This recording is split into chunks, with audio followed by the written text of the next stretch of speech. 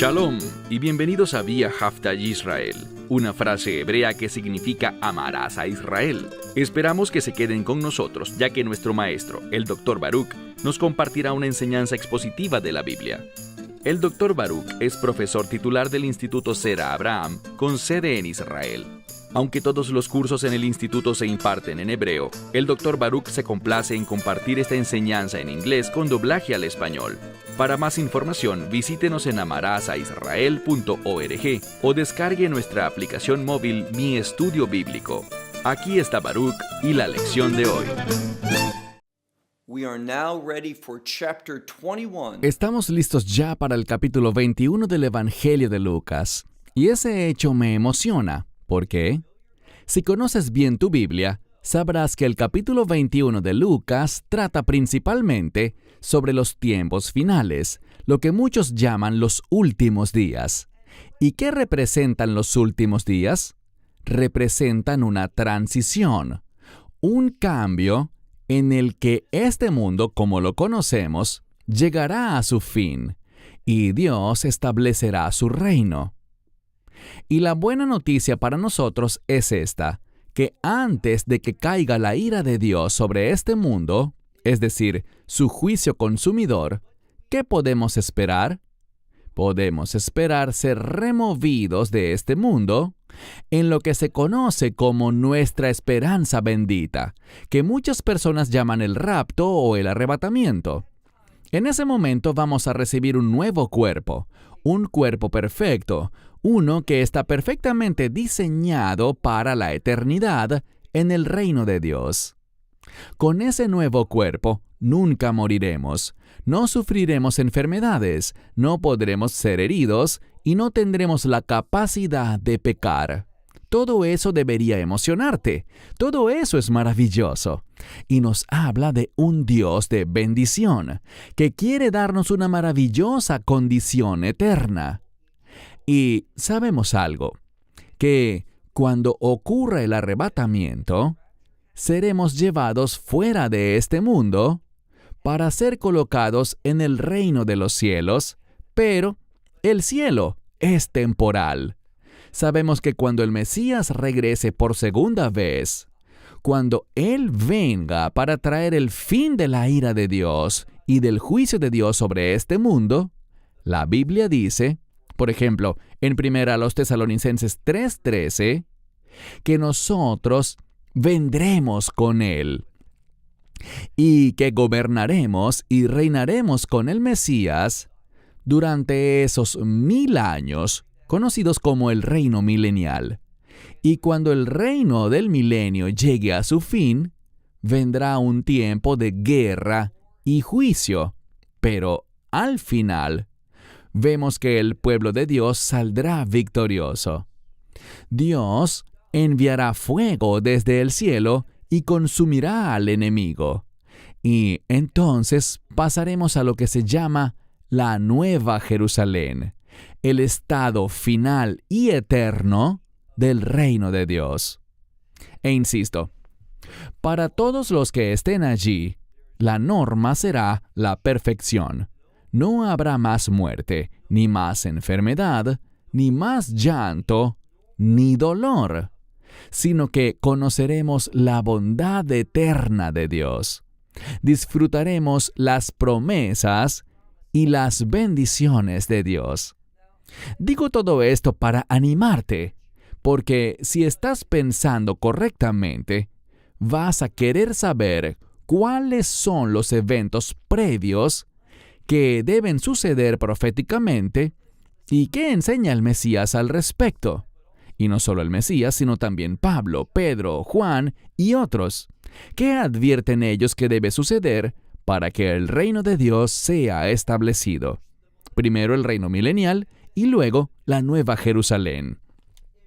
Si estamos interesados en el reino, estaremos interesados en estos eventos. ¿Por qué?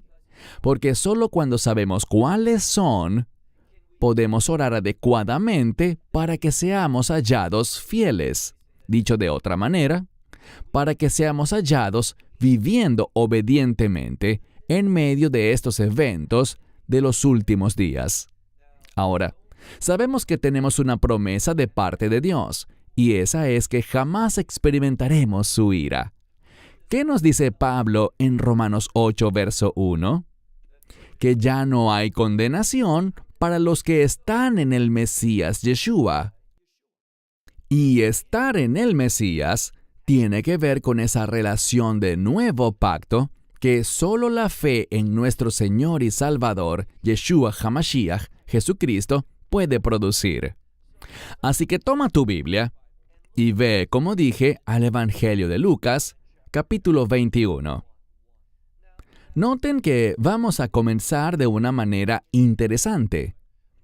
Tal como vemos en el Evangelio de Marcos, al final del capítulo 12, antes del capítulo 13 que habla sobre los tiempos finales, Marcos también usa el mismo evento para introducir los últimos días, lo que el Mesías quiere que aprendamos. ¿Y por qué encontramos este relato? Bueno, lo hacemos por una razón muy específica y aprenderemos cuál es en un momento. Versículo 1 del Evangelio de Lucas, en el capítulo 21. Leemos. Pero al alzar la vista, y esta frase significa reconocer algo, prestar atención y ver, discerniendo algo. De nuevo, pero al alzar la vista vio a los que echaban sus ofrendas en el arca del tesoro. Y este tesoro sería el tesoro del templo. ¿Y quiénes estaban haciendo esto? Bueno, dice los que echaban, y luego se nos dice al final del versículo 1, que estos que estaban haciendo sus donaciones, echando sus ofrendas en el tesoro del templo, eran, ¿quiénes? Los ricos. Bien, la riqueza puede ser una bendición, pero también la riqueza puede traer algunos problemas, porque muchas veces cuando alguien tiene dinero, en lugar de ser un buen administrador o mayordomo de ese dinero comienza a controlarlo. Y las personas comienzan a confiar en sus riquezas en lugar de confiar en Dios. Lo que vamos a ver claramente en los últimos días es que no podemos confiar en el dinero. El dinero no nos ayudará. De hecho, si vives entregado al dinero, serás engañado por el enemigo y no serás hallado fiel. Por supuesto que conozco personas ricas que son generosas, que son gente de fe, cuyo dinero no los controla, sino que son buenos administradores de su riqueza. Y eso es maravilloso, es un testimonio poderoso, eso habla de su madurez espiritual. Pero eso es algo muy infrecuente, por decirlo menos. Así que de nuevo vemos que el Mesías prestó atención, él vio, alzó su vista y miró a aquellos que se nos dice que son ricos y echaban sus ofrendas en el tesoro. Insisto, este es el tesoro del templo. Leamos ahora el versículo 2. Pero, esto significa, en contraste con ellos, allí estaban los ricos, pero vamos a ver a otra persona que era lo contrario de estos ricos. Y dice, pero también vio a cierta viuda pobre, y ella está echando allí. Y noten que hay un énfasis en ese lugar, en el templo.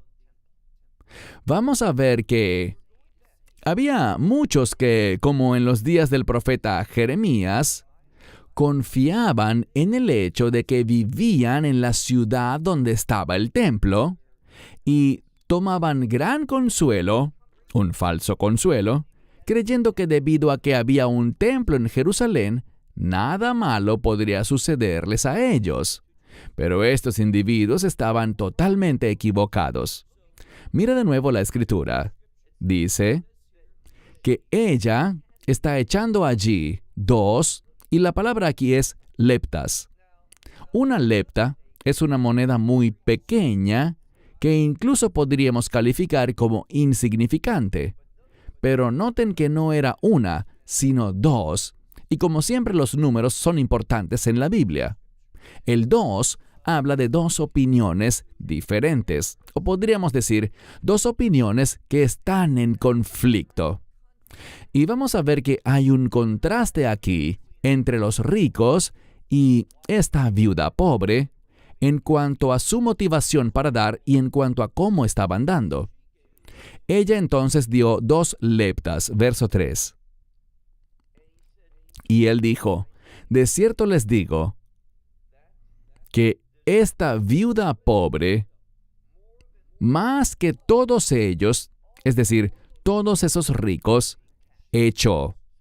Así que ella echó esas 2 leptas, y el Mesías dice, más que todos estos ricos, que todas las ofrendas y donaciones, ella dio más, según el Mesías.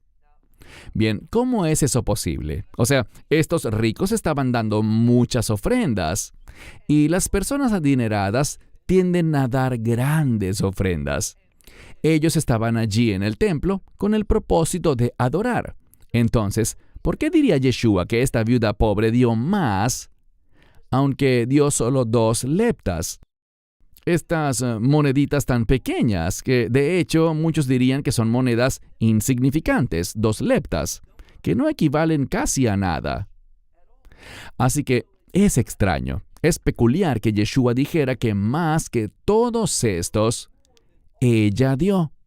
¿Por qué? Ahora él lo responderá. Versículo 4. Porque todos estos, de su abundancia. Bien, esto tiene que ver con abundancia, hablando de riquezas. Ellos dieron de su exceso. Tenían mucha riqueza y por lo tanto dieron mucho, pero realmente no les afectaba en el día a día. Ellos eran ricos y podían hacer grandes donaciones, pero lo hacían de su excedente. Lo hacían de su abundancia. Esto es un contraste con respecto a la viuda pobre. ¿Por qué? Bueno, ellos dieron de su abundancia al tesoro, es decir, sus ofrendas a Dios. Pero ella, y de nuevo en contraste, recuerden el número 2, en contraste, ella de su, y noten la siguiente palabra, de su pobreza. Ella dio de su pobreza todo su sustento o el sustento de su vida. La palabra aquí para vida es la palabra bios, de donde obtenemos la palabra biología. Biología es el estudio de la vida. Y lo que la Escritura está diciendo aquí, y el Mesías está enfatizando esto para ti y para mí, para el lector, es que esta viuda pobre dio todo lo que tenía en su vida. Ella dio y no le quedó nada más que dar. ¿Por qué eso es diferente? Porque su ofrenda decía algo. Mientras que los ricos, y de nuevo, no hay nada de malo en tener riquezas. Lo importante es cómo usas tu riqueza, cómo administras esa riqueza. Pero aquellos que son ricos tienden a confiar en su riqueza. Y por lo tanto, ellos tal vez daban grandes ofrendas, mucho dinero, pero aún les quedaba mucho en exceso. Por lo tanto, lo que ofrendaban no les impactaba en su día a día. Mucho quedaba en sus arcas. Pero esta viuda, ella dio todo lo que tenía en su vida. ¿Y por qué eso es importante? ¿Por qué Yeshua enfatiza esto? Porque al dar a Dios, estaba confiando en Él. No tenía nada más en qué apoyarse. La forma en que ella dio demostró su confianza en Dios y no en ningún activo financiero que pudiera tener. Ella confiaba en Él. Y recuerden, cuando confiamos en cualquier cosa que no sea Dios, vamos a ser fácilmente engañados por el enemigo. Ahora, noten algo más. Dice aquí que ella dio todo el sustento de su vida. Y por lo tanto, verso 5, y ciertos hombres decían. Ahora, a la luz de este evento, de lo que él estaba hablando, había quienes estaban con él y estaban hablando. Y veamos lo que decían. Sigue leyendo el versículo 5. Estaban hablando ciertos hombres con relación al templo. Ellos admiraban la belleza del templo. Y noten lo que dice aquí. ¡Qué piedras! Y fíjense, buenas piedras. También hablaban de las ofrendas consagradas, con las que este templo estaba adornado. Así que el pueblo hacía grandes ofrendas consagradas, es decir, destinaban grandes sumas de dinero para el templo, de modo que pudieran colocarse grandes piedras. Ahora, si alguna vez has visitado Jerusalén, y te invito a que lo hagas, y si entras en lo que se conoce como el túnel del muro occidental, vas a ver piedras asombrosas, piedras grandes, que fueron cortadas de una manera muy habilidosa y colocadas en su posición. Esa obra costó una gran suma de dinero por la manera como fueron cortadas las piedras y por la manera como fueron colocadas allí. Todo eso costó una fortuna. Y este templo, como dije antes, estaba adornado con estas ofrendas consagradas. Las personas ricas del pueblo donaron muchísimo dinero, pero aquí está el problema. Ellos confiaban en el templo, confiaban en su riqueza, confiaban en todo menos en el Señor.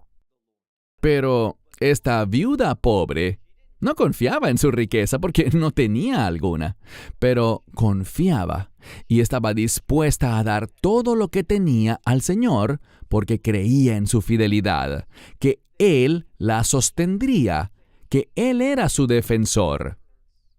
Eso es lo que debemos recordar en los últimos días.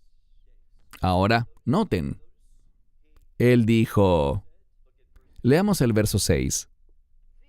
Estas que ven, es decir, estas piedras, esta decoración del templo, estas cosas que ven, quiere que nos demos cuenta de algo. Un cambio se acerca.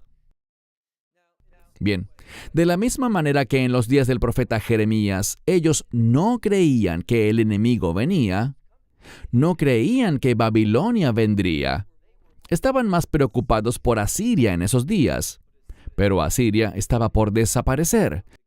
Babilonia tomaría su lugar como imperio mundial. Babilonia destruiría la ciudad santa donde estaba el templo y destruirían el templo mismo con fuego. Ese templo no los iba a salvar. De hecho, debido a la corrupción, debido a la idolatría, debido a todos sus pecados, Dios iba a traer su juicio y el juicio comenzó en la casa del Señor. Así que estas personas confiaban en su riqueza, confiaban en el hecho de que su riqueza podía construirles un edificio tan glorioso como este templo.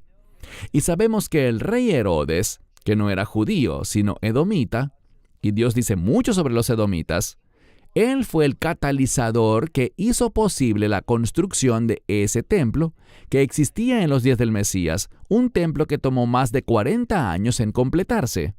¡Qué gran esfuerzo! Y era glorioso desde la perspectiva del hombre. Pero ¿qué dice el Mesías? Mira el verso 6. Dice, estas cosas que están viendo, vendrán días en los que no quedará piedra sobre piedra que no sea derribada. ¿Escuchaste eso? Él profetizó la destrucción de este templo. Y sabemos sin la menor controversia, sin la menor duda, que lo que él profetizó ciertamente ocurrió. Porque en el año 70 después de Cristo, los romanos rodearon Jerusalén. Destruyeron la ciudad, llevaron al pueblo al exilio, asesinaron a muchas personas y destruyeron ese templo. Ese templo que tardó más de 40 años en ser construido, fue derribado piedra por piedra.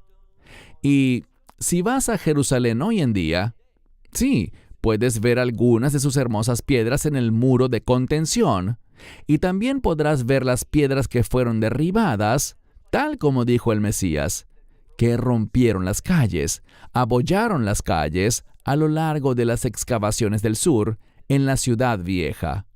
Todo esto, lo que él dijo, fue el resultado de que anunció la verdad. Ahora, pongamos algo muy en claro. ¿Por qué habló sobre la destrucción de Jerusalén en el año 70 después de Cristo? Él no habló allí sobre los últimos días. Poco después sí lo hizo. Y esto es lo que él quiere que sepamos. Es un principio muy importante. Verán, muchos piensan erróneamente que lo que él dijo después, lo que vamos a estudiar en las próximas semanas en Lucas capítulo 21, se trata todo del año 70 después de Cristo, pero no es así. Se trata de los últimos días. Y la razón por la cual él habló sobre la destrucción del templo que ocurrió en el año 70 después de Cristo fue para enseñarnos algo. De la misma manera que él profetizó con perfección y exactitud lo que sucedería 40 años después, en el año 70 después de Cristo, con la destrucción del templo por Tito y los romanos, así también será perfecta y exacta su profecía en cuanto a lo que anunciará sobre los últimos días. Entonces, él dio evidencia de que podemos confiar en él, de que podemos confiar en su palabra, que lo que él dice en verdad sucederá. Y por lo tanto, encontramos algo. Mira ahora el versículo 7, nuestro último versículo. Pero ellos le estaban preguntando diciendo, Maestro, por tanto, ¿cuándo ocurrirán estas cosas? Bien, vamos a ver que ellos quieren saber cuándo será destruido ese templo. Cuando analizamos la Escritura, y veremos esto en lo que el Mesías nos dirá en las próximas semanas, una vez más, Él va a mostrarnos que fue perfectamente exacto en su profecía con respecto a aquel templo, por lo cual, en cuanto a su profecía para los últimos días, debemos entender que también será perfectamente exacto. Que todas estas cosas que vamos a encontrar en las próximas semanas sobre los tiempos finales, debemos creerlas. Si Él fue exacto en su profecía sobre el 70 después de Cristo, también lo será en cuanto a los eventos de los últimos días. Entonces dice que le preguntaron diciendo, Maestro, ¿cuándo entonces sucederán estas cosas? ¿Y cuál será la señal de que estas cosas deben suceder? Bien, ellos quieren saber, y lo que Él va a revelar, como dije, en nuestros estudios durante las próximas semanas, es que lo que ocurrió en el año 70 después de Cristo nos da un punto de vista, una perspectiva para lo que sucederá en los últimos días. Y estas cosas van a ser difíciles. Estas cosas van a requerir que confíes en Él y no en la riqueza que puedes poseer o en cualquier cosa física. Podemos avanzar rápidamente y mirar lo que dice Juan en el libro de Apocalipsis. Juan nos dice que en un momento, él usa la palabra hora, pero a veces una hora no significa literalmente 60 minutos en la Biblia, sino que habla de un espacio de tiempo. Y lo que la palabra de Dios nos dice en Apocalipsis capítulo 19 es que en un momento toda la riqueza de este mundo se volverá nada. No tendrá valor. Les he compartido antes algo sobre el dinero. El dinero, ante los ojos de Dios, es llamado injusto. No estamos hablando de que está bien comportarse de una manera injusta y ganar dinero así. Eso no es lo que dice la Escritura. La Biblia simplemente dice que el dinero es injusto en sí mismo. ¿Por qué? Porque la justicia es un término del reino, es un adjetivo del reino. Y en el reino de Dios no habrá dinero. No hay billeteras ni bancos en la Nueva Jerusalén. Hay bancos en la Vieja Jerusalén, pero no en la Nueva Jerusalén. En el reino de Dios no hay lugar para el dinero, porque el reino de Dios es un reino justo, y la justicia manifiesta la gloria de Dios. Eso es lo que hace especial al reino de Dios. Nosotros que entraremos en el reino de Dios, vamos a entrar en la gloria de Dios. Su presencia estará con nosotros. No habrá dinero allí. Por lo tanto, no confíes en la riqueza. No confíes en las cosas de este mundo, porque Dios va a provocar eventos, y hablaremos de algunos de ellos, que en última instancia harán que toda la riqueza de este mundo no tenga valor. No tendrá ningún valor.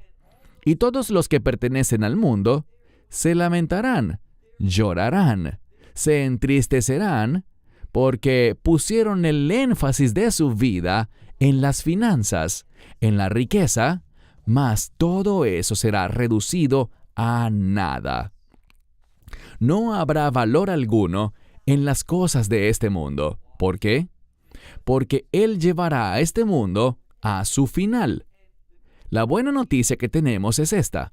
En las próximas semanas vamos a ver lo que nuestro Señor y Salvador, lo que nuestro Mesías enseñó sobre lo que va a suceder en los últimos días, para que podamos tener una perspectiva de reino, para que entendamos los eventos de los últimos días que van a provocar esa transición para salir de este mundo y entrar al reino de Dios. Lo diré de otro modo, para que entendamos qué es lo que provocará el final de la iglesia en este mundo, y la forma como seremos sacados de este mundo antes de la ira de Dios para ser llevados al reino de los cielos, donde tendremos un tiempo de celebración, ese grandioso y maravilloso banquete de bodas.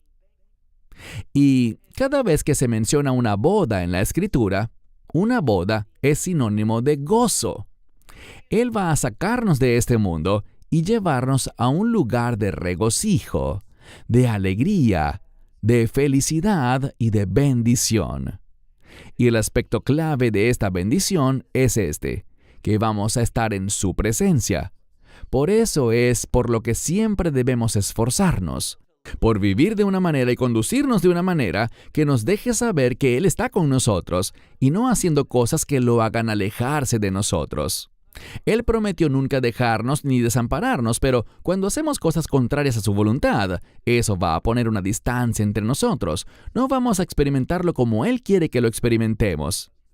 Así que comprometámonos con este estudio y aprendamos los eventos de los últimos días para que estemos listos y seamos hallados fieles. Esperamos que te hayas edificado con el mensaje de hoy y lo compartas con otros. Te invitamos a seguir nuestros estudios cada semana por este canal y por el portal de YouTube de Amarás a Israel. También puedes descargar nuestra aplicación móvil gratuita, Mi Estudio Bíblico. Finalmente, para obtener más información sobre nosotros, visita nuestra web amarasaisrael.org, donde encontrarás otras conferencias de Baruch en audio, video y texto. Hasta el próximo programa. Que el Señor te bendiga en Yeshua HaMashiach, Jesús el Mesías, mientras caminas con Él. Shalom desde Israel.